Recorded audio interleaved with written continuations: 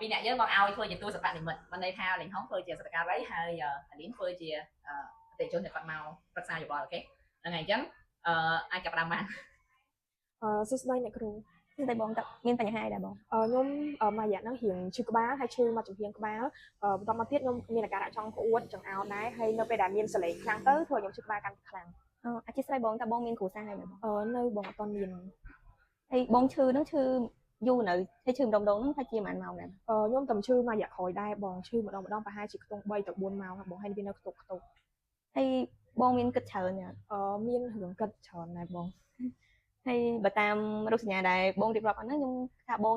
ឈឺក្បាលដោយសារតែបងគិតច្រើនពេក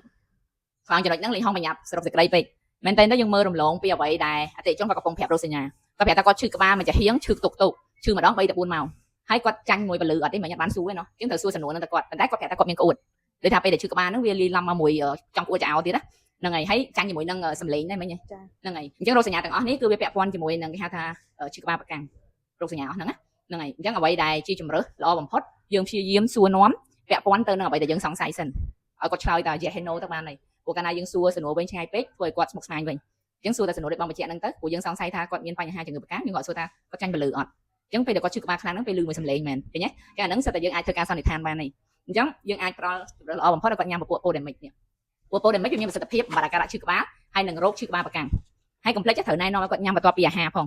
ព្រោះប៉ូដេមិកនេះពេលដែលគាត់ញ៉ាំបន្ទាប់ពីអាហារវាបន្ថយផលរំខានធ្វើឲ្យគាត់មានបញ្ហាឈឺកាពះយល់ទេ